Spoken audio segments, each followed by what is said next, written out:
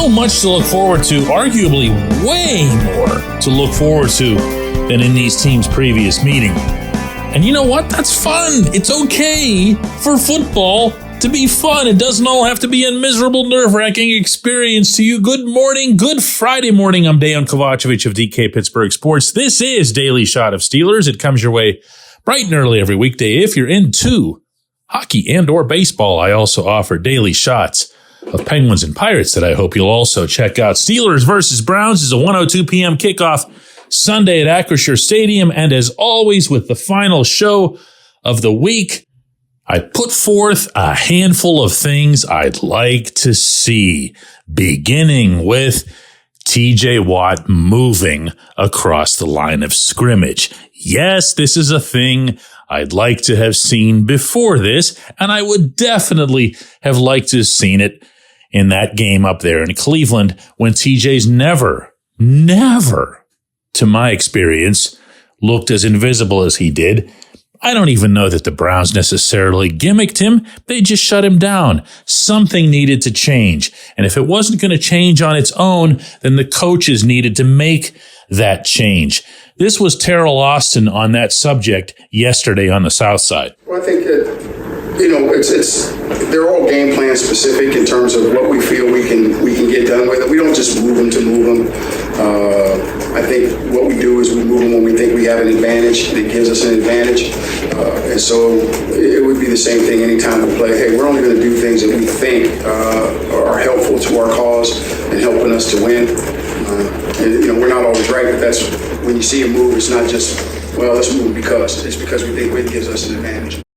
Yeah, okay, great. Whatever you got to tell yourself as coordinator, just go ahead and move him around a little bit. And while you're at it, what I'd also like to see is whatever it is that Austin and Mike Tomlin appear to be concocting behind the scenes for this outside linebacking group as a core. Now that you're finally going to have Alex Highsmith back, Nick Herbig on the field at the same time, and I mean that literally, three of them out there. Mix it up.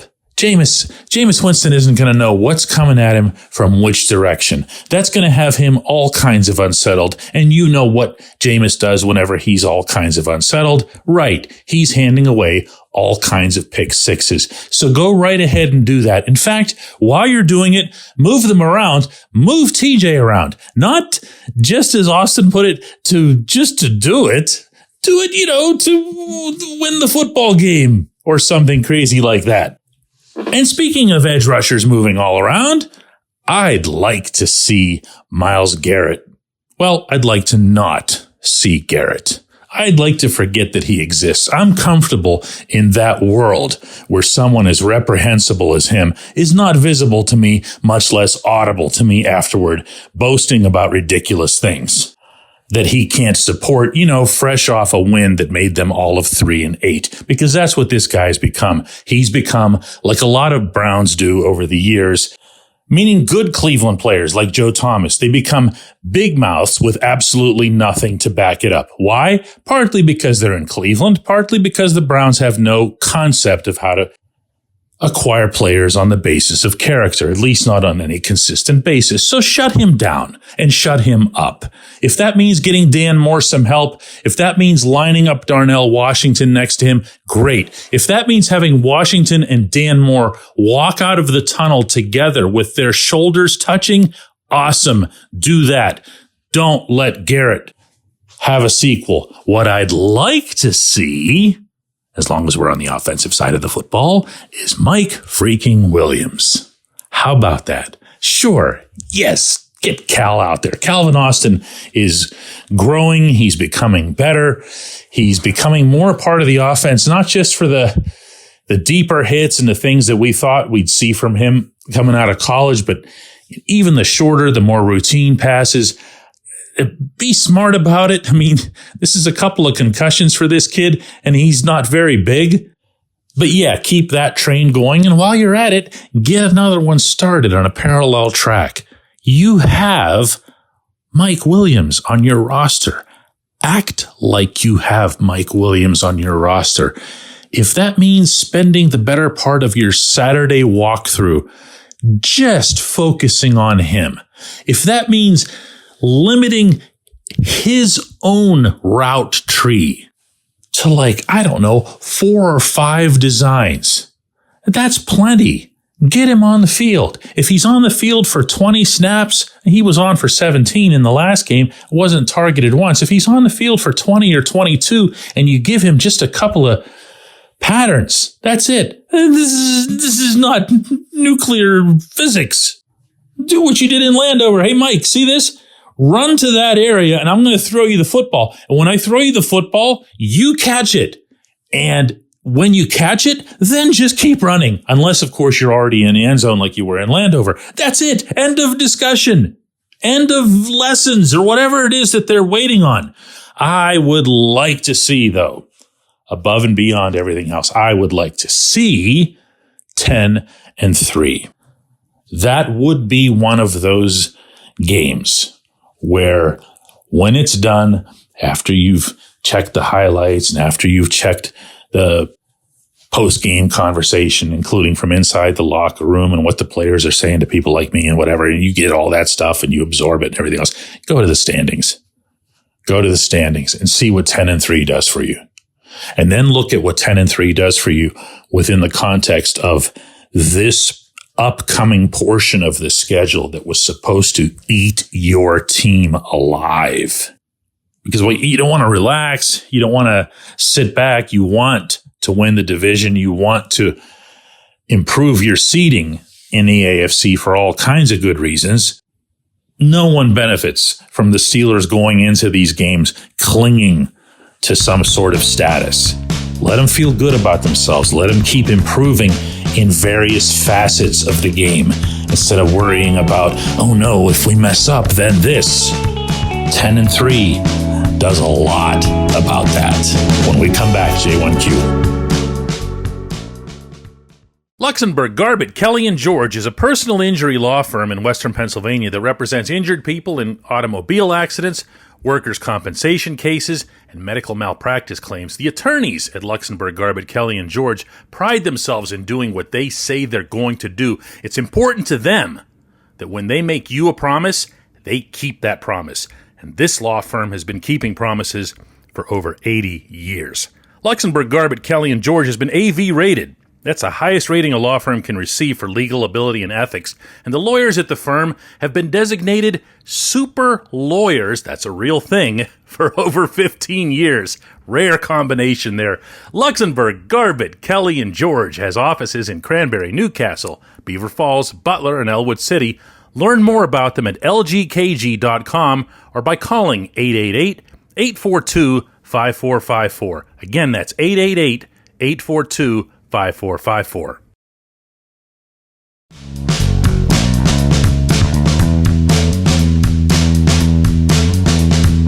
Today's J1Q comes from Mike Zampano, and it's in reference to yesterday's show that I did about Russell Wilson's future in Pittsburgh, how I could not be more convinced that he's going to be your starting quarterback here for the next 2-3 years, whatever it happens to be, however that contract plays itself out. Mike wants to know, and it's a very fair thing to bring up, do you just let Justin Fields leave in free agency? I see him as a younger Wilson type. He just needs to improve his reads and confidence in the pocket. And Fields, like Russ, is loaded with talent. It just needs to be harnessed. Mike, I'm not disagreeing with you. Someone who's been on the record for a while, emphatically through the first 6 weeks of this season, that Fields is an NFL starting quarterback. He does things out there that other humans can't do.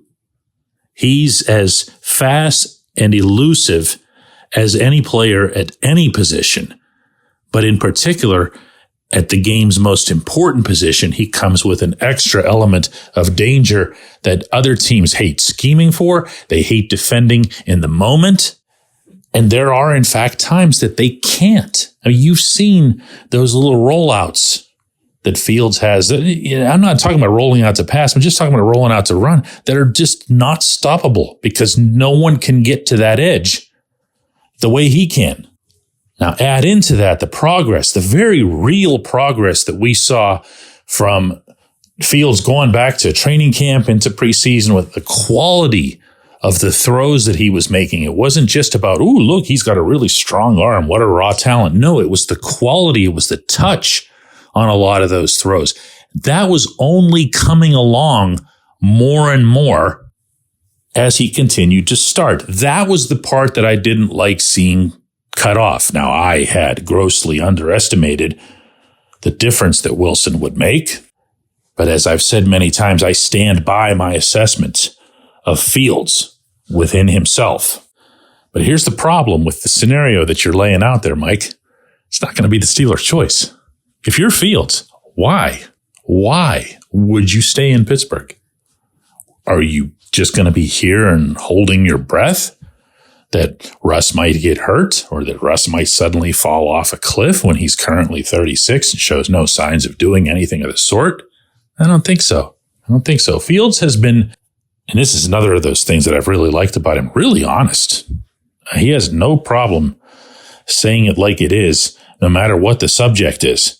And he'll tell you, I'm not here to stand on the sideline. That's not my thought process. If that's what the team needs me to do, I'll do it. But that's not what my objective is. My objective is to be on the football field playing football. So if you look at his career trajectory and you look at similar trajectories around the league, I was going to say for similar quarterbacks, there aren't a whole lot of similar quarterbacks. And you say, all right, he had the 3 years in Chicago that he had. You factor in, Chicago and all the damage that they do at that position. And then you say he went to Pittsburgh. He acquitted himself pretty well, up to and including addressing what almost everyone sees as his greatest shortcoming. And now we talk about ability to read the field, but really it's been about his turnovers, the interceptions and the fumbles in particular. And he goes out on the open market.